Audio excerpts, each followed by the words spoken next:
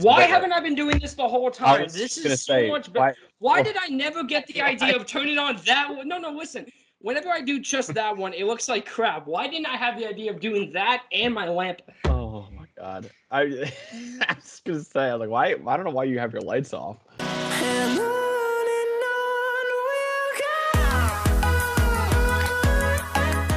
Welcome to another episode of Boom or Bust, the draft show. Max Chadwick alongside Nick Merriam and Donny Clemons, continuing our positional rankings. This time, our top 10 running backs in the 2022 NFL draft. Again, like we did with our quarterbacks video, we didn't make an updated big board, but we did make updated positional rankings, and we combined all the positional rankings into one consensus top 10 in this class. Before we start the video, please like and subscribe to the channel. Turn on notifications. Of course, be sure to follow our Twitter, Instagram, TikTok at Boom or Bust Draft, or on YouTube, anywhere you get your podcasts, or rate us 5 stars there as well.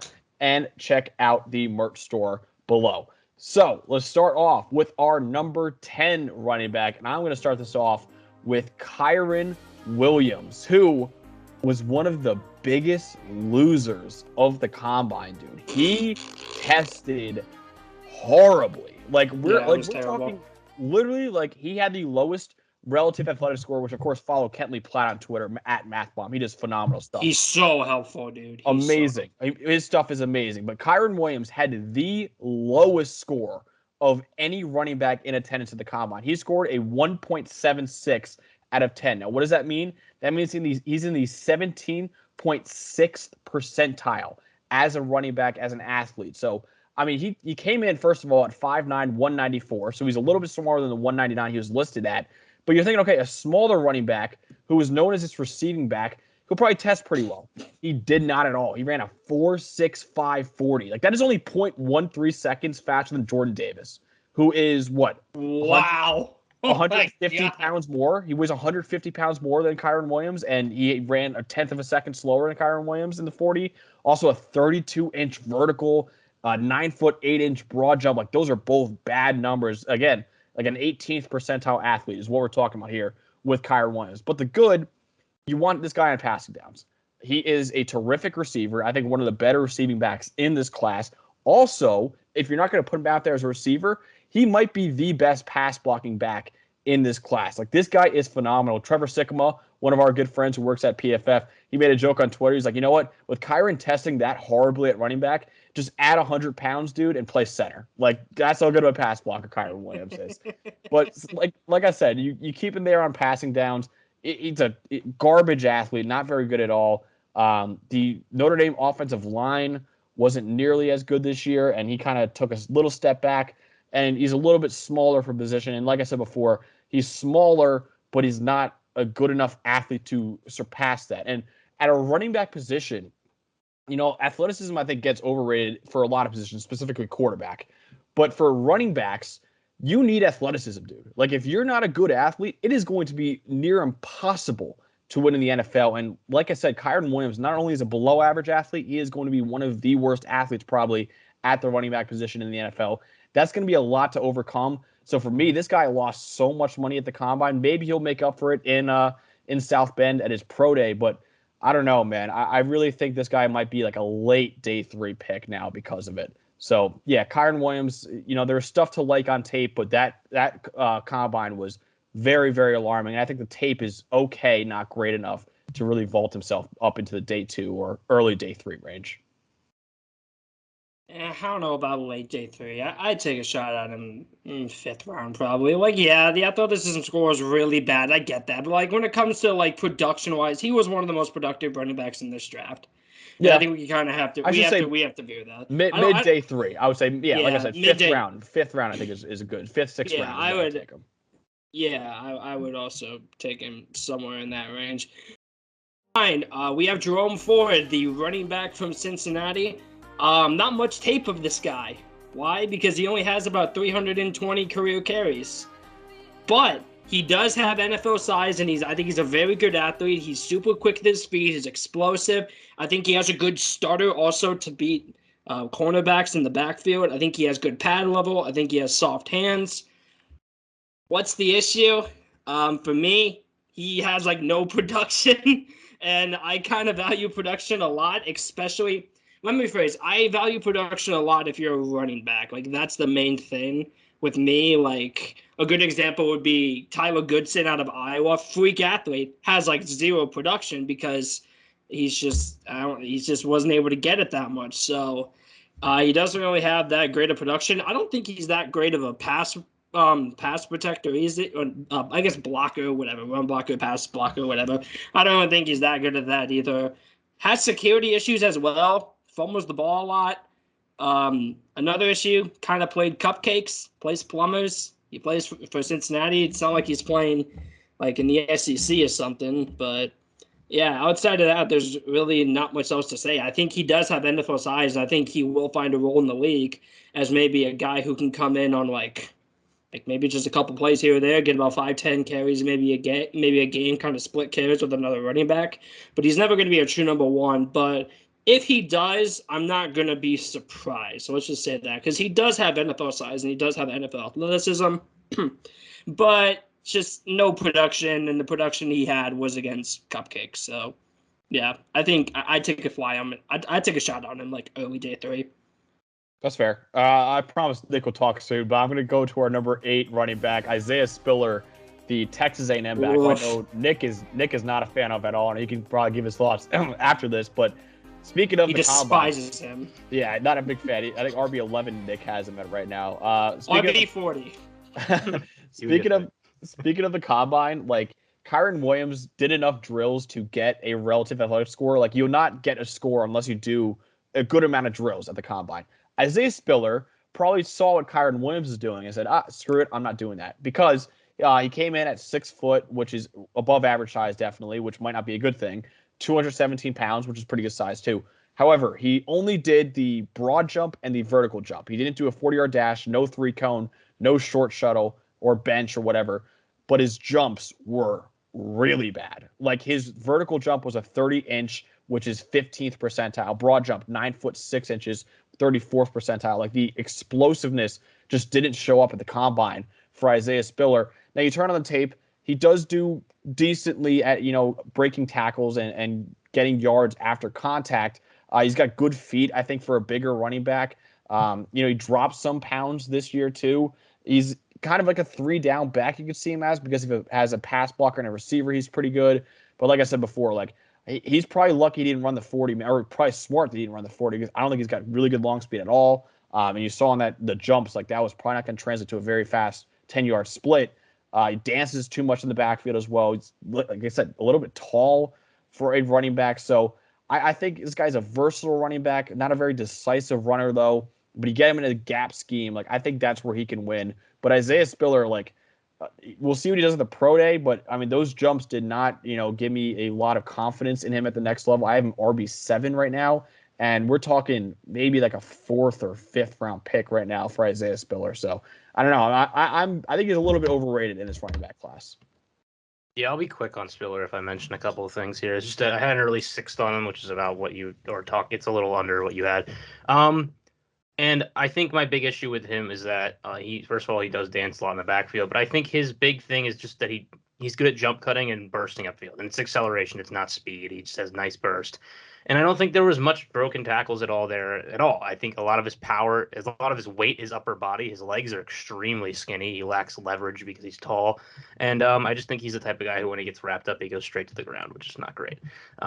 That's my take on him. You got to have big legs if you're playing running back, and I think that the small legs showed up in those jumping drills. I think that's a big sign there. It's a big tell. Moving on, our number 7 running back is Dalvin Cook's younger brother, James Cook, who we did talk about earlier, actually, on the big board. I got to mention him a little bit. I have since then delved a little bit more into his film, so I can say a little bit more on him. Before I kind of said he was kind of a 3rd down backish type. I think he'll do a little more than that the next level after seeing how he tested. Ran about how I thought he would. I had a 4.41 listed, and I'm running a 4.42. That's great. That's fast for running back. It wasn't fast for this running back class because a lot of guys ran in the 4.3s, but we'll take it. this is a guy that I think is very good at identifying a hole and just bursting through it. It's kind of like Khalil Herbert last year, except for I do think there's some added passing catching ability. He's run routes out of the backfield. He lined up as a receiver a couple times in certain packages for Georgia. I don't think he's going to be doing that a ton. He was 190 during the year. He's added some weight, showed up at 199 at the combine, which is nice. So maybe he gets a little more power there. And obviously it didn't take away from his speed. He still ran a good 40 time. I think he needs to work on his feet a little bit more as a pass protector, but he's definitely willing, and I think he has the ability, if he can get in front of pass protectors, in front of pass rushers, he has the power to be a better pass protector. But between his vision, his burst, he will be a home run hitter on certain plays. There will be times where he catches a ball out of the backfield or he gets a good hole. I hope he's in a zone scheme like his brother, because that will allow him to be in certain situations where if there is a hole and he can identify it quick, he's the type of guy who could burst off these 60, 70-yard runs that you see guys like Dalvin Cook, guys like Jonathan Taylor, who ran similar 40 times and have some weight on them, do it at the next level. I don't think he's necessarily this dynamic guy at the second level who's going to make guys miss. I don't think he's super powerful and going to make guys and break tackles, but I think as a placeholder at a position that it's easier to find talent, he kind of feels like a Khalil Herbert to me this year, and a guy that you can find the mid-rounds if you need a running back, and he will do what you ask him to, and he will do it at a higher level than most because he has that speed and he has that route running ability. Yeah, for sure. It tested out pretty well at the combine, too. Our number 6 running back is Rachaad White, the Arizona State back, who to me is the best receiving back in this class. Now, it's interesting because I say that he might be like a Demetric Felton type player where we didn't know where to list him at. And he ends up, going to the Browns and playing a little receiver, playing a little running back. That's the role I think Rachaad White could do really well. Now, as a runner, kind of the same issues that we saw with Isaiah Spiller in that he doesn't really know how to be a decisive runner. But you get this guy the ball in space, he can make magic happen, man. Like, he is a very, very elusive running back. Like I said before, he's still learning how to run. I do think this is more of a receiving back than anything right now. But in the NFL, that is very valuable. As we know, the NFL is a passing game nowadays. If you're not a good receiving back, it's going to be difficult for you to make a significant impact on an NFL roster as a running back. So Rachaad White, I was very pleasantly surprised by his tape when I watched it as a receiver. Like I said before, he's got to get a little bit better as a runner, a little more decisive as a runner. But he came into the combine at 214 pounds. And unlike Demetric Felton, who I mentioned before, Rachaad White was a really good athlete and tested really well at the combine. Like, Demetric Felton was one of the worst athletes, mainly because of that size. Rachaad White came in 6 feet tall, 214 pounds, ran a 4.48, which is phenomenal. He had a 38-inch vertical, which also is elite. Broad jump 10 foot 5 inches, which is also elite. Overall, we're talking about a 98.4 percentile athlete. That is phenomenal. That is the second best out of any running back at the combine, and we'll get to that guy who's number 1 later on, and just a spoiler, much later on in this video. But we're talking about an elite athlete that Rachaad White is. You get this guy the ball in space, especially as a receiver, he can make a lot happen. There's a lot of work to do as a runner, but he's going to be day one, I think, the best receiver out of all these running backs. And he was very impressive at the Senior Bowl, too, which means a lot to me. Yeah, I like him, too. Up next on our list, number 5, Jerome Ealy from Ole Miss. He's small. He is a very, very small man. He is 5'8" and less than 190 pounds. So what does that mean? Doesn't really have a lot of strength, but there is a lot of good upside with him. I think he has good vision. I think he's able to make the cuts pretty well. I think he finds the lanes. I think he has good balance. Wasn't really ever used in the receiving game. Shout out Lane Kiffin for not really using him that way, but was never really used in that way. Do I think he can be? Yeah, I think he can be in the NFL, which brings value. Like, that's why I don't think Kyren Williams is like completely out of the question, because he does have that receiving ability, but it's Ealy's is definitely not on the level of Kyren Williams, but I'm just kind of throwing it out there. He's small. He's not going to be able to handle NFL linebackers. I don't think he's ever going to be a true number 1.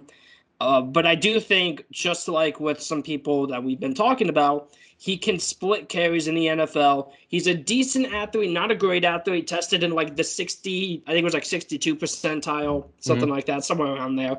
I mean, there's not really much else to say. I think he has good balance. I think he has good vision. I think he uses his speed well. I think he's I don't know, man. He's small. Like he's probably one of the. He might be the smallest running back in this draft. Yeah, like, he is small. He's smaller than Kyren Williams, and I had serious concerns about his size, and he's even shorter than him. So I don't know. Like I like him. Don't get me wrong. I really like him. I think his tape was very underrated. By the way, nobody was talking about this guy's tape, and it was great. I loved it, but he is short, and I'm not a big fan of that. But I do think he will find a very good spot in the NFL as a guy who splits carries. Yeah, I like Jerrion Ealy as a receiver too. I think he was a pretty good receiver for Ole Miss. They didn't use him as much as I wanted to, which makes That's me fair. mad. Yeah, that's fair. They didn't. Like, I know he has it in him. Good. I know he does. Like, I know he has that in him to become maybe not an elite receiving back, but a really good one. But they just didn't do it. He's like a scat back, also like a star baseball player. Apparently, he's like one of the best center fielders in the SEC. Like, he's got an MLB future too. If this guy didn't want to, but we'll see. Hopefully, he stays in the NFL. Yeah, we like two-sport athletes.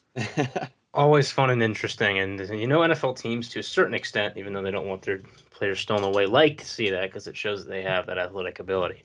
Let's move on to a personal favorite of mine, becoming a personal favorite of mine. Tyler Allgeier, running back from BYU, 5'11", 224 pounds, came in a little heavier at the combine than I thought. If this guy ran a faster 40 time and he did run slower than I was hoping for, I thought he could maybe crack into the 4.4s, and he ran a 4.6 flat. If he were fast, this would be my ideal running back. I love it. I want the rocked up guy. I want the short, low to the ground, natural leverage, tank, bowling ball, Blastoise. This guy is crazy. Like, he just plays low, and he does the same things that we talked about earlier with James Cook that I look for, that I like. I want to see the guys find that hole quick, commit to it early, and burst through it. I don't really care about your long speed as much, because you have something the next level that you can do beyond just finding that hole and bursting through it, which for him is he plays extremely low, he slips tackles, and he has a really nice one cut. He has the ability to kind of flip his hips and make guys miss in space. He's not shifty per se, but in rugby we call it a step. Like, it's one step. You're going one way and you step and you cut the other. He does that really, really well, and he slips tackles. He broke a lot of tackles at BYU. He's a problem, and I don't think people are going to want to be hitting this guy at the next level. I think in terms of pass pro, because of his body type, there's a lot of potential there. Didn't have a lot of reps. They didn't play him on third downs a whole lot, but I do think as a pass catcher, for his size, he's not completely incompetent. Like, he can catch balls out of the backfield and make guys miss after the catch. He's not quite Mike Tolbert, but he's probably, a little bit better in terms of what he can do. I mean, Mike Tolbert was great, man. Like, I'm a big fan of Mike Tolbert. He was the man. Awesome. Like, this guy, to me, is a little shiftier than that. And I think that Tyler Allgeier has the ability to be a Javonte Williams tackle breaking type at the next level. He's not as fast. That's a concern. He's not going to break off these 80-yard runs. But when you're winning a game and you're up and you're just trying to wear down a defense, we talk about the Derrick Henry effect. There are not many guys that have that effect, because Derrick Henry's, 6'5", 200, whatever. He's huge, right? Yeah. This guy, just because of his, natural leverage and, being the opposite of the Najee Harris thing that we talked about last year, like, this guy is short and muscular. You don't want to hit those guys. This guy's built like a rugby player. Like, you don't want to hit him. It's going to be annoying for defenders to tackle this guy. And you will see at the next level. I guarantee it. You will see defenders not want to tackle this guy. By the way, I just got to say this. So unfortunately, there's no videos in this highlights or this video. But if you want to see like the best play by any of these running backs, Tyler Allgeier, I think his quarterback Jaron Hall, I think, threw a pick. Tyler Allgeier chased down the corner who's about to score a touchdown. And usually when you see you guys punch out the ball for a forced fumble, it's like underneath it and they punch it out. Tyler Allgeier jumped up and came down and hammered that ball out. Like, it is one of the cooler plays. I'll hopefully tweet it out on the Boomer Bust account pretty soon, but it is one of the cooler plays by a running back that I saw in this class. And it is just, you saw that hustle from Tyler Allgeier, which is pretty cool. Our number 3 guy, Dameon Pierce, the running back at Florida. Like, the way Florida used him, dude, I was like, what are we doing here? Like, you lose Kadarius Toney, you lose Kyle Pitts, you lose your star quarterback in Kyle Trask. Emory Jones was not at all as good as we expected him to be. And every time Dameon Pierce touched the ball, it was electric. But they didn't give him the ball enough. Like, I was like, why aren't we giving this guy, who very clearly is probably the best player on your team, like, why is he not getting the ball more? He only had 100 carries this past season, but he was phenomenal whenever he did touch the ball. He's a massive, massive running back. He's one of the more impressive running backs I saw. He's not tall, like Nick said. Like, he's only 5'10", but he's 218 pounds, which is huge. He plays that way too. He runs over guys, has really good burst, in my opinion, as well. Like, this guy was a pretty good athlete. He was listed on Bruce Feldman's Freaks List, I believe, and he came into the combine, only tested as a 66th percentile athlete. I was really hoping for a lot more from Dameon Pierce. He ran a 4.6, 4.59 40, 34.5-inch vertical, which is okay. 9'11" broad jump, which is okay, and a 21 reps in the bench, also okay. So overall, it's like he's an above average athlete, Dameon Pierce. But the tape, man, I mean, the tape screams superstar to me. And if this guy got more carries, like, I think there's a legitimate case for this guy to be up there with our top two. And I know it's kind of a 2-horse race for a lot of people. Dameon Pierce needed a bigger workload, and I think Florida kind of screwed him his whole career, and especially this past season too. But I was very impressed as a receiver. I was very impressed by him too. I mean, this guy's just a tackle-breaking machine, and I think he should have gotten a hell of a lot more touches at Florida than he got. So I don't know. I think this is a guy, a lot like Alvin Kamara coming out of Tennessee when he was drafted, and you were like, wait, he was like the number 2 back at Tennessee. Why were we drafting him this high?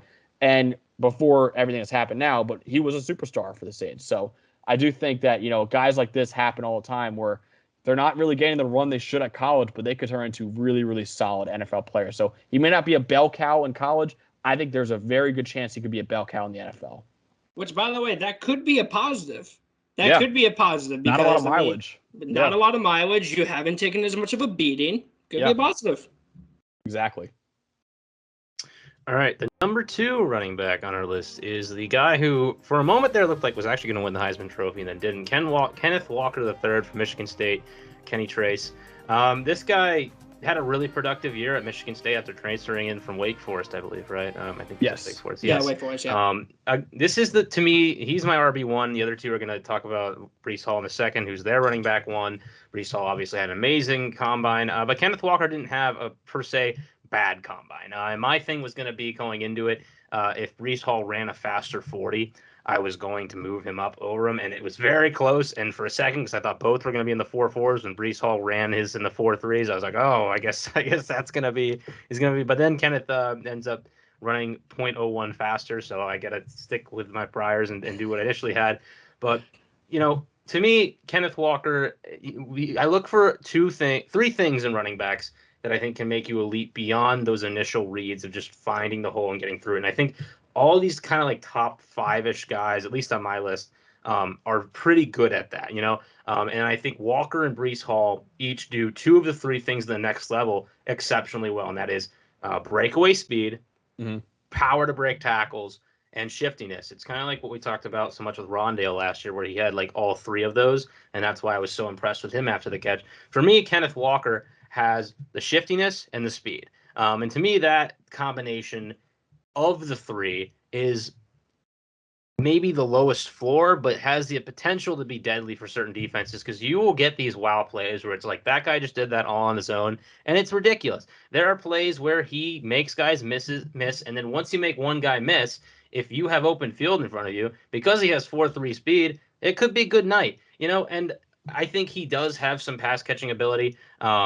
His pass as a pass protector, I think he has a good anchor. He scans well. His feet and hips are extremely twitchy, sudden, speedy guy. This guy, when he cuts, it's I don't want to call him like Kadarius Toney type twitchiness, because I think Kadarius Toney is like different, but it reminded me of it a little bit from the running back position. He's bigger in terms of weight, running backs normally are. That you don't really see guys move like that, and they don't really get an opportunity to, because most running backs have to commit to the hole. But when he gets the opportunity in space, he's very good at it. Now, what are his weaknesses? I don't think he's super powerful. I don't think he drives his legs through contact as well as he could be doing, but that is something that I think could develop the next level. I think he has the weight to do so, and I think because of that, if he figures out how to drive through contact a little bit better, that would hit the trifecta of ability at the second level and make him potentially the highest ceiling, in my opinion, of the running backs in this draft class. But I do think it's close between him and Breece Hall, who we're going to talk about in a second. But for now, I do think Kenneth Walker, for me, will remain running back 1. Well, you guys can figure out who number 1 is, and that is my number 1 running back prospect since 2018, since Saquon Barkley, Breece Hall out of Iowa State. Just last night, I watched this guy a little bit more, and I reviewed his athletic score, and in case you didn't know, 99.9 percentile athlete, which, if you don't know, is number one out of all the running backs. And that was one of my smaller questions with him was, I don't know if he's athletic as Kenneth Walker. Apparently, he's more athletic than Kenneth Walker. So what other question does he really have? I think he's a great runner. He has amazing balance. He uses power. He uses speed. I think the only actual true weakness in my eyes is I don't think he has, like, elite breakaway speed. And that's basically when I don't think he has, like, Travis Etienne breakaway speed, where he's gone. Like, if he gets a free lane, he's gone. Like, I don't think he has that. Another weakness is he does have a lot of production, which that may sound like a good thing, but like I said earlier, he's taken a bit of a beating already, so I don't really like that. Another weakness is he played in the Big 12. Probably the worst out of the Power 5 conferences, I'd argue, for defenses. For defense. I mean, you can maybe now make an argument for offense since Oklahoma's a mess now. I will see. I still trust Oklahoma. We'll see. Texas is out there. Texas. Yeah, he was. Please win the Heisman. You'll make 6th overall pick. Whittier. Come on, Donnie. Yes, 6th overall pick. Quinny was. Please win the Heisman because you will make me a lot of money. But no, I'm in love with this guy, man. I think everything you want in a running back, he's got. I had questions about his receiving ability, but he proved me wrong this year about it, and he showed at the combine that he can do it. So, what is the downside to this guy outside of maybe too much production? Not much. I'm in love with this guy. I think he's better than Javonte Williams. I think he's better than Najee Harris. I think he's better than Travis Etienne. I think he's better than all the guys last year. I think he's better than Swift, better than Taylor as a prospect. Better than Swift, better than Taylor, better than Edwards-Helaire, better than Dobbins, better than any of those guys. I think this is the best running back prospect in my eyes since Saquon Barkley. And I don't think, now obviously the gap is good, but I don't think the gap is huge. I really don't think the gap is huge. Because this is a guy. Let me explain. This is a guy, if you want to take him in the first round, I'm okay with it. I'm okay with taking this guy late first round. Late first round. Like if you're the Buffalo Bills and you want to take him, go on ahead. Yeah, screw AJ Dillon. We got Breece Hall. But no, I think this is the best running back prospect since Saquon Barkley, and I think the gap between him and Saquon is a lot closer than these guys think. I don't think it's a close gap. Like obviously Saquon is a lot better. Saquon's the best running back prospect we've ever seen. But I'm just saying the gap is not a mountain. It really isn't. It's not a mountain gap. I think Saquon to me is a Trevor Lawrence of running backs when he came out. Like it was just fine. Like, that's fine. I get that. But I think Breece Hall is like Zach Wilson. That's fair. I don't think Zach Wilson was close to Trevor Lawrence. Well, in my eyes, because Zach Wilson was QB2, and you guys had Justin Fields. I forgot about that. So, and you guys were a lot higher than Fields than me. But anyway, there's not really much wrong with this guy. He's got amazing balance. I think he has great explosiveness. He may not have that home run speed that Etienne has, but that's literally his only weakness. Amazing balance, amazing footwork, amazing vision, amazing everything, and he has production, which I like a lot. So, Breece Hall, RB1, and I do want to reference this. After that combine, I don't think it's kind of close anymore. I mean, yeah, him 99.5 percentile athlete. I mean, dude, Walker 90.9 percentile. Like he's right behind him. I thought Walker was gonna. I thought Breece was gonna be like around 90-ish, and then I thought Walker was gonna be like 96 plus, and then I saw Breece Hall having 99.5, and I was like, "What the heck, man? Where did this come from?" I will say I don't know if I get the official times and they're more trustworthy than Pro Day, but like. This was like by far the fastest that we've ever seen, and was like when you have that many guys running that fast, it's like maybe combine is fake according to Max Chadwick. No, it's not fake. I've seen a lot of combine is. You heard it here first. The combine is fake. A lot of people were talking. A lot of PFF guys are talking. They're like, there might be something going on here. Like they might have been a little bit off this year, but who knows? It does help the NFL's bottom line. It does help. Yeah, this was a ridiculous. Like, dude, you don't see running backs run 4.3s, dude. Like a 4.4 is like crazy fast. And Breece Hall, who I was like, he's got good speed, not great speed. He runs a 4.38, and I was like, what the hell is going on? But who knows? Maybe I'm wrong. And to play devil's advocate, I mean, the trainers and the medical stuff is like so much different than it was like 10 years ago. Everything's getting better, and they know how important it is to the draft. These guys are prepping earlier than they ever have to run these drills. A lot of these drills are just process. Like people are opting out of train for it right. Yeah, that too. I mean, there's certainly more preparation and more of an idea of what needs to be done to run a good time in the 40-yard dash. I did hear from one PFF guy, though. He was like, I talked to a lot of agents, and I texted them. I was like, hey, is this what you expected your guy to run? They're like, that is not at all what. Like, this is, like, way faster than the range that. So who knows? I trust it more than the pro day. Don't get me wrong, but we'll see. That's what we got, obvious. though. Yeah, that's what we got for our top 10 running backs in the 2022 NFL Draft. Let us know what your rankings are, where you think we're too high on a guy, too low on a guy. If there's a guy who missed our top 10 that definitely should be in there, let us know in the comment section below. I'm going to continue doing this positional series, which is really fun. So follow us Twitter, Instagram, TikTok at Boomer Bust Draft. Follow each of us personally too at Nico Sports, at Pick and Spreads, and me at Chatter_Maxwick as well. And please rate and review and leave 5 stars and like and subscribe as well. So for Nick, Merriam, and Donny Clemons, I'm Max Chadwick. Have a great night.